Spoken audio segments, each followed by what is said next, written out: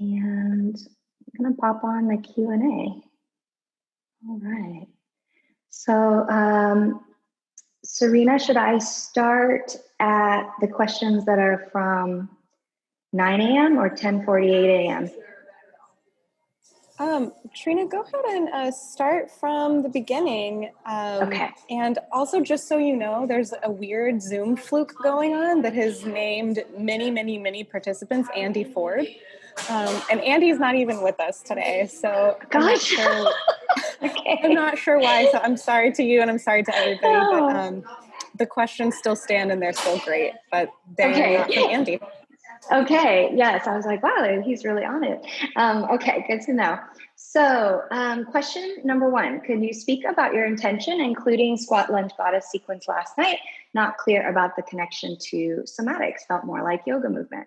Yeah, exactly, it was yoga movement. So all of these classes that I'm teaching are going to be a mixture, because when your students are used to yoga class, if you come in and change everything and teach all somatics, they're probably going to be unhappy. Number one, have a lot of just unpleasant feelings, because they're like, this isn't what I signed up for. I signed up for a yoga class. And also, this isn't a somatics training in the way that, if you were to do the full 4 years of Feldenkrais, and I think somatics is 3 or 4 years as well. And Vartanius, I think, is at least 1 or 2. So yeah, you're not showing up to teach a somatics class. You're showing up to teach a yoga class that has some somatics in it. And the reason why I did, though, include those yoga poses is because they were connected to the directions of movement we were doing in the somatic movements. So if you remember the beginning of this, the class, we were lying on our back in an X. We did, I think in movement, but we did a lot of this. And remember, then in order to be in, this sumo stance, like that's that. We did a lot of internal rotation. So it was, going from the squat to the internally rotated lunge to the squat to the internally rotated lunge. So in the last session, it's called Putting It All Together. And I'm going to show you my thinking behind all of this and how you can create classes of your own with a formula that always starts with directions of movement at each joint, and then going from the smallest, easiest somatic type movement to the more upright, loaded, big shape that's usually a yoga pose. Could you elaborate on how pendiculation differs from gentle stretching? Yeah, so again, the term pendiculation comes from Thomas Hanna and the Hanna Somatics method.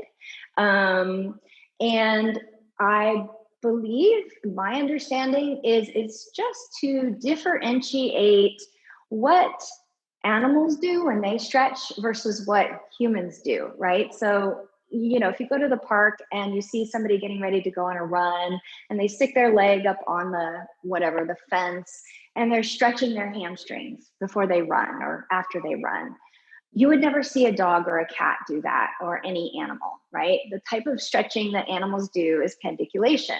You see them do it, right? They're creating tension as they're stretching, which is different than, say, putting your leg up on something and like stretching your hamstrings. So I think both are wonderful. And I think it's nice for our students to know about both options, experience both options. And if maybe one option isn't working, the other one is, or a combination of both helps them more than just doing one or the other. Back bending sequence. Can you show us a modification for the check-in pose, which uses Hiro Virasana? Let's see, the back bending sequence isn't until this afternoon.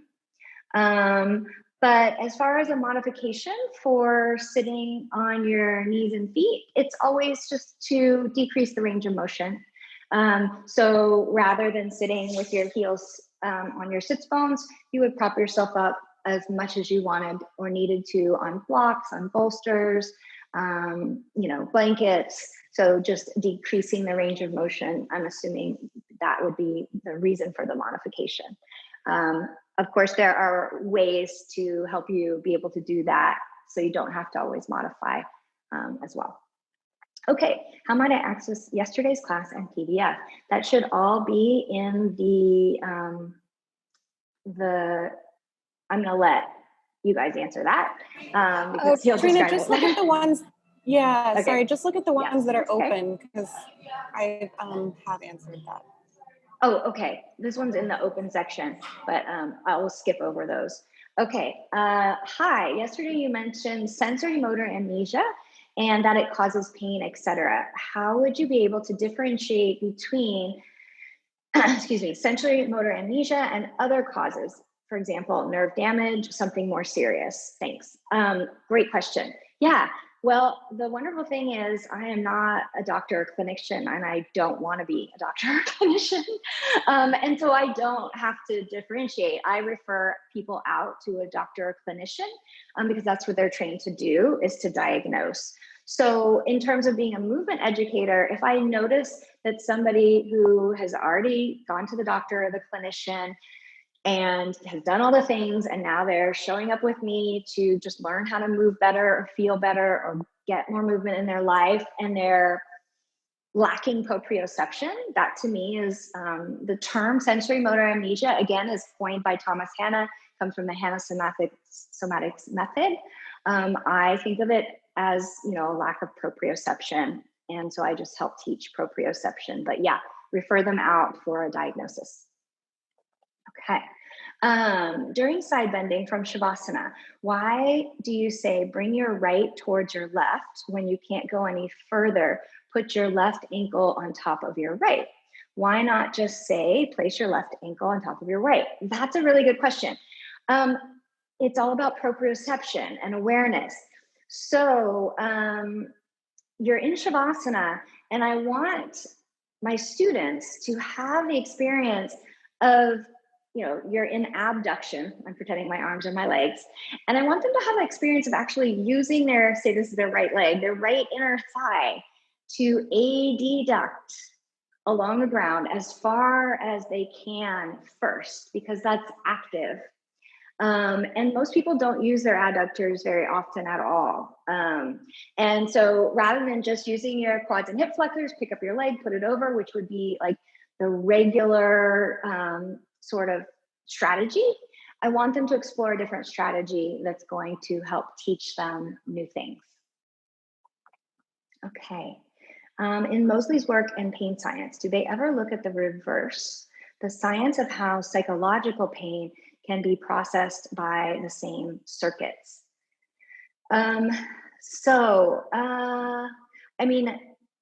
There are definitely, this is way out of my knowledge base, but I'm going to pull a book out for you and give you a resource. I think I mentioned yesterday that I've been in psychotherapy I'm 48, started when I was like 22, lived in lots of different places, had lots of different therapists from lots of different modalities. I haven't done any therapy in the last couple of years because I've been doing really well. I think the connection between psychology and pain is fascinating. It's like a whole nother topic of endless fascination for me. There's so many resources. So the last therapist I saw for about 8 years wrote this book called Healing Developmental Trauma. And her name is Aileen LaPierre. She wrote it with Lawrence Heller, and they were somatic experiencing teacher trainers. So there's this whole world of research out there on the connection to pain and psychology. I do think that the Yoga and Science and Pain Care book that I showed you yesterday is also another excellent resource. But yes, a lot of clients of mine, I think, get out of pain, like psychological pain, from learning how to move better. And I'm not a psychologist by any means. I always refer out. But the empowerment that comes from learning how to move and make choices about how you move, that gets you out of pain often, of course, correlates with, psychological distress and trauma. And I'm going to get into more of that in, I believe it's the next PowerPoint. But yeah, this book, let's see, as far as putting this in the chat box, Serena, if you want to put Aline, Aline, and then Lapierre, Lapierre. And the book is called Healing Developmental Trauma. And she was a somatic psychotherapist. She actually started like the first somatic psychotherapy program at a university. And anyways, I'm not going to go too far down there, but there's a good resource for you. Okay. Can you address referred pain regarding pain science? Yeah, I mean, regarding pain science, pain is an output of the brain, especially when the pain is persistent rather than acute. So, I think, as Ida Rolf would say, a lot of times, one of my iPads just went out, where you think it is, it ain't. So if you're trying to address pain by addressing the area the person is pointing to that hurts, very often it doesn't work, and it's better to explore other options. But as far as like how that relates to pain science, I'm just not knowledgeable enough on pain science, which is why I'll just refer you to, people who spend their whole life studying it, like Greg Lehman and Lorimer Moseley, and write books on it, like Shelley and Marlisa Sullivan, and now I'm blanking, and Neil Pearson. Okay, you say using cues like protect creates fear, and that there are other ways, but you didn't say how. Could you give examples of good ways to cue engaging core to protect low back? Okay, so actually getting back to research, there isn't really, so the research that told us engage your core to protect your low back is from the early 90s, and a lot of it, most of it has been disproven. So, meaning that just strengthening everywhere is just as good as, say, strengthening your core if you have low back pain. And of course, that's like a whole nother rabbit hole and a whole nother training. But I would send you again to Gregory Lehman's Reconciling Pain Science with Biomechanics course. And also Jules Mitchell does a really good job with diving into the research on this.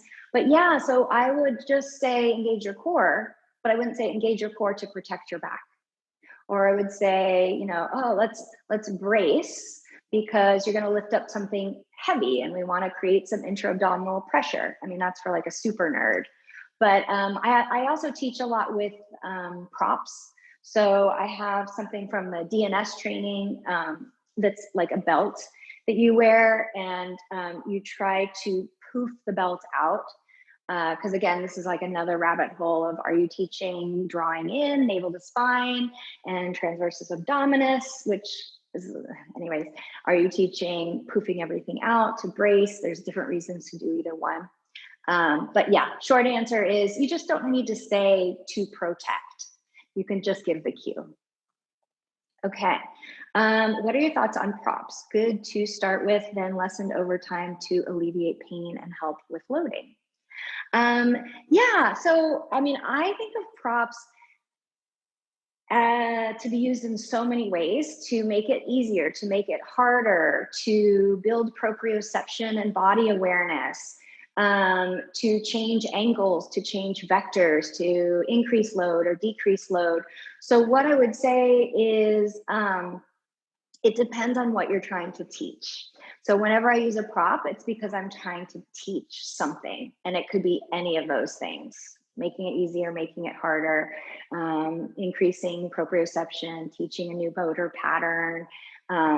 Yeah, so it's really dependent on what I'm trying to teach and what the goal is of that student. So I hope that is helpful. It is Reconciling Pain Science with Biomechanics is the name of the course. And if you just go to Gregory Lehman's website, pop right up. But yeah, it's called Reconciling Pain Science with Biomechanics, or Biomechanics with Pain Science.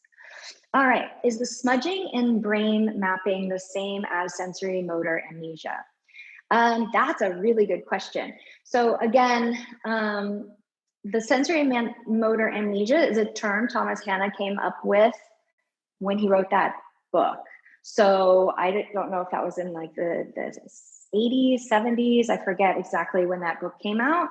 And I don't know that all this pain science and the brain smudging research was available then. So I like to think of it as kind of the same thing. It was just a term that he came up with before there was the science about it, and perhaps instigated a lot of the scientific research around it. So I hope that is helpful. I don't know for sure, but I think of them as very similar. Okay, you mentioned no SIBIC language.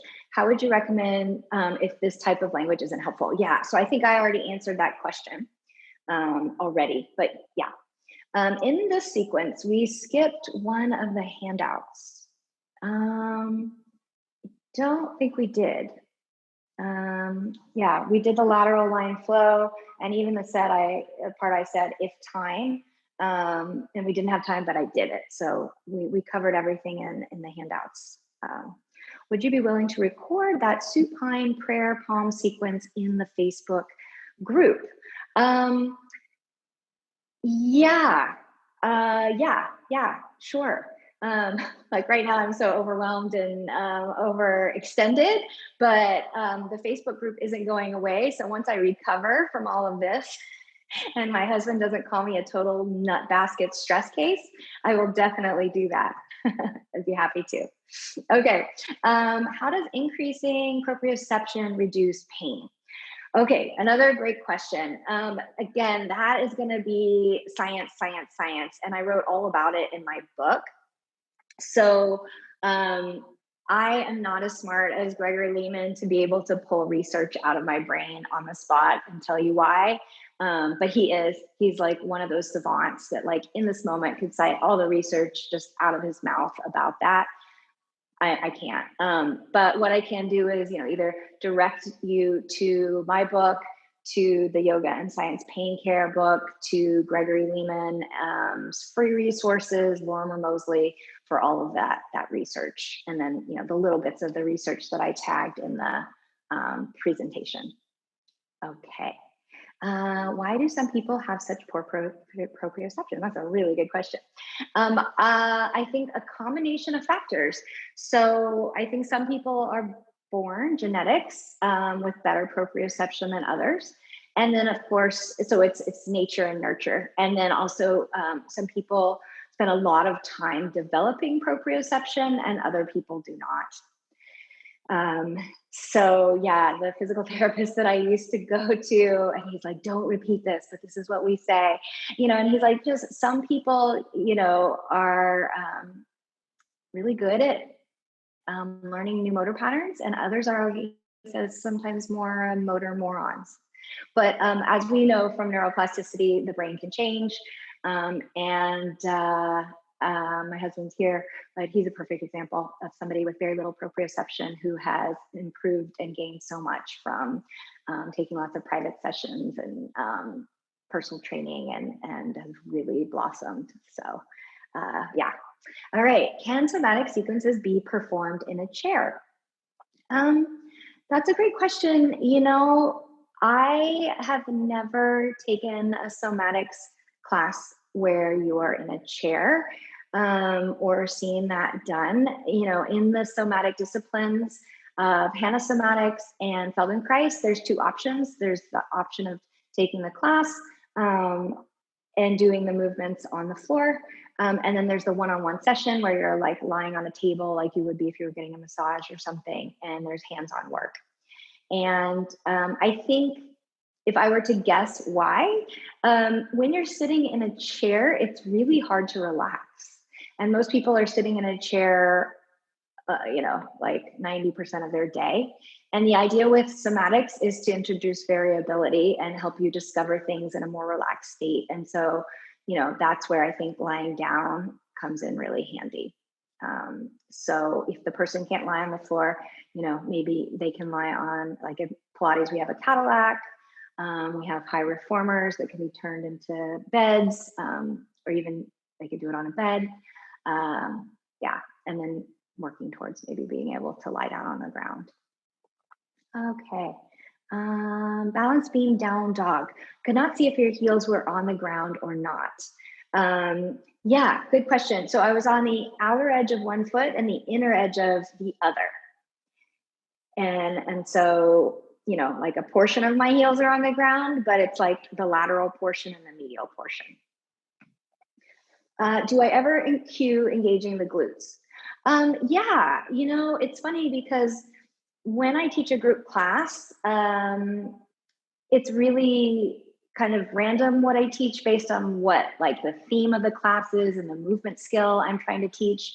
And then when I'm teaching my privates, the same thing. But, like if I have a student who is always engaging their glutes, then no, I'm not going to say it because they're already doing it and they probably need to do less of it. If I have somebody who can't figure out how to engage their glutes and is never doing it and needs to do it, then I'm going to cue it. So yeah, I like to cue to the individual, which is impossible in a group class. So that's why with group classes, we just do the best we can with theming, and then private sessions, people really get that cue that's tailored specifically for them and what they need. Can you talk about language that wouldn't bring attention to possible pain? What to say instead of flex your toes to protect your knee? Yeah. So first of all, yeah, there's no research to show that flexing your toes will protect your knee. So that's, we don't want to say something that's not true. And, we don't know what will protect somebody's knee, right? So I think this is, I'm giving the same answer. If you want somebody to like dorsiflex their ankle, tell them to dorsiflex their ankle to activate all the muscles, along the top of the shin, anterior tibialis, top of the foot. But you don't need to say to protect something.